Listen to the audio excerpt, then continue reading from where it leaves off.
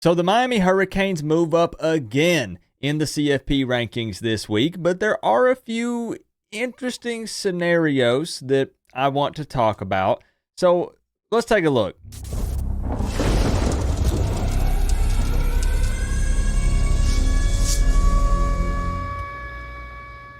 What's going on, Canes fans? Look, I know I'm a day late and $1 short. It's the story of my life. The CFP rankings came out on Tuesday.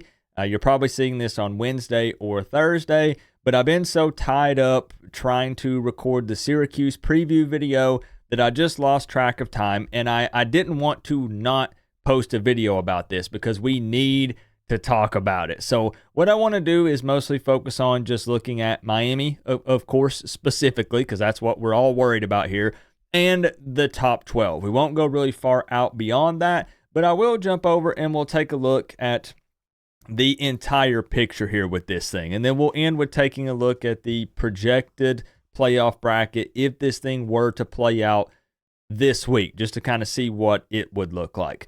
So who are the winners and losers this week with the CFP rankings? Do you think they got any of these right or wrong? Obviously, Oregon remains undefeated. I don't think that anyone is arguing with their placement in that number one spot. They continue to win. You deserve to be there. It is what it is. You still have Ohio State at number 2, who took down Indiana, so that was a pretty big deal. That bumped them from 5 all the way out to number 10. Texas at 3, Penn State at 4. Those 4 did not change at all this week. That was the same top 4 as last week. Now, with Indiana falling to Ohio State, that opened up a number 5 spot there where Notre Dame jumped in and took that over.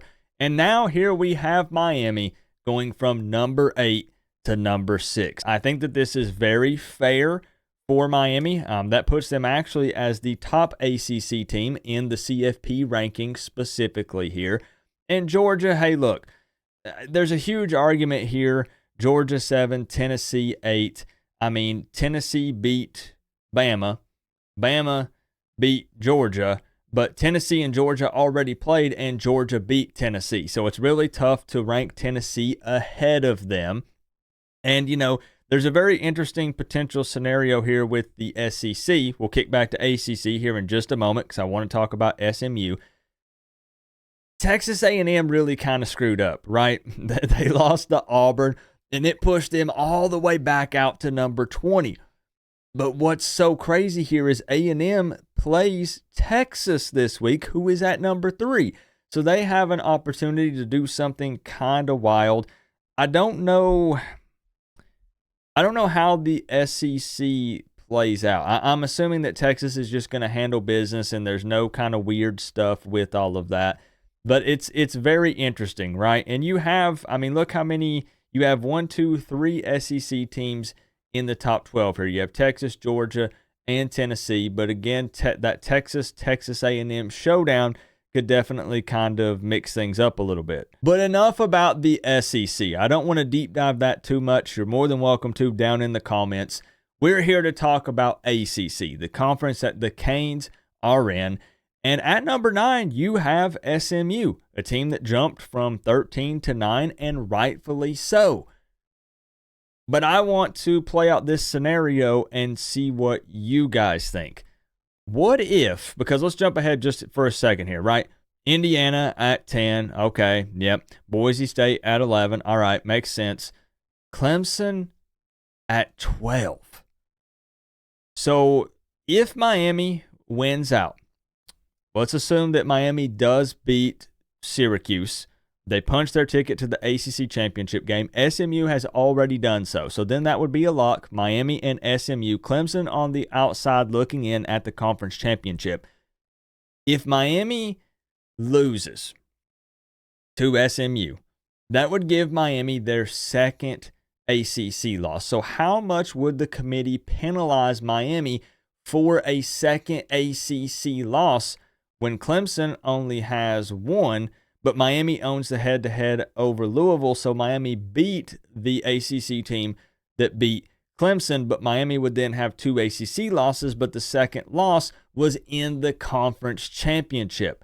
So what would that do to Miami? Is Miami in a situation where they could go to the ACC championship game, lose it to the team that has no ACC losses, and still get in the playoffs? Then we also kick this around and look at SMU. Let's assume that Miami wins the conference championship, gives SMU their first loss. SMU also beat Louisville. So does that then mean that Miami and SMU are in? Does it mean that Miami and SMU are in no matter what, no matter which team loses the ACC championship? And then what does that mean for Clemson? Are they the first team out of the CFP? It's an interesting situation here with the ACC. Of course, Bama, they're at 13 with 3 losses. They are going to do everything they can to try to get Bama in this thing, but I just don't think it's going to be possible with the season that they've had. Ole Miss had that freaking loss, man. The Lane train could not get it done. Pushes them out to 14. A lot of eyes on South Carolina. People keep saying, hey, do they need to be talking about CFP and things for them? They continue to do big things. And Arizona State, man, jumped from 21 to 16. And I think if this thing played out now, they're kind of looking at projecting them being in the CFP. So let's take a look at it then. Now, I do want to say Miami at 6. Hey, continue to win. I like it. I can't really be mad at it. You know, it always pains me to see that Notre Dame helmet ahead of Miami. But hey, look. Hey, it is what it is. Miami even being in these talks is a blessing, right? Number 6 is not a terrible spot. Let me move my camera over here right quick. We're not going to edit this. Let's roll with it. Let's do it live.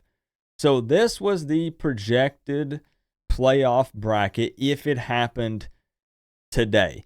So this would have Miami playing the winner of Indiana or Penn State. And then SMU and Notre Dame would fight for who plays Texas. And assuming Miami wins, it would also probably be Texas that would win. Let's be real. So the semifinals would most likely be Miami and Texas. That would be a very exciting game. But anything could happen, right? I know a lot of people say, Coop, one game at a time. Let's not look ahead. We're fans. So it's very fun to just talk about these hypotheticals and look at the big picture. Trust me, the team and the coaching staff is locked in on Syracuse. None of this talk means anything. It's all completely irrelevant if Miami cannot handle business against Syracuse this Saturday. So this whole conversation meant nothing. But you'll find out what I think about the Syracuse game probably in a day or two when I post that preview video. But this does, in fact, have Clemson as the first team out and Alabama as the second team out. The Tennessee-Georgia game, so that there would be a rematch there with them. Then they would go in and play Oregon. That would be Oregon versus an SEC team, which would be interesting. Ohio State's going to beat Arizona State. So the Ohio State, Boise State. This bracket, I think there are people that would be a very, very big fan of this. That would be 3 SEC teams in here, Texas, Georgia, and Tennessee. You would have the ACC represented in 2 spots, at least initially, right? Miami and SMU. And in this situation, Miami would get that first round bye, which would be quite beneficial. You could watch it play out, kind of see your opponent. You get to rest and have some guys get better and heal up.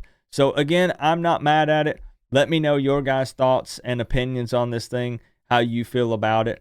That ACC scenario there, man. If Miami can just go ahead and win, obviously we're not worried about it because then that gets them to the ACC championship game. But I just want to know how much they're going to penalize the ACC championship loser. Because SMU, again, that would be their first. Miami would be their second. But Miami beat Louisville, who beat Clemson. And I mean, Clemson has a big-time matchup this Saturday against South Carolina. Like we said, Texas has got to play Texas A&M. Clemson has to play South Carolina. I know for Clemson that's not a conference game, but it would add another loss. And depending on how ugly it might or might not get, that could impact some things. So we'll see. Miami just got to handle business. They need to win. And again, winning fixes everything. But I'm not mad at it. The only thing I think that I can even be upset about here is, maybe Bama. Like, I know, though, so then it's like some of these teams that have less losses. So, like a 2-loss team. I think that's Tulane, right? Could they beat Bama if they played Bama? Look, I don't know. I don't know.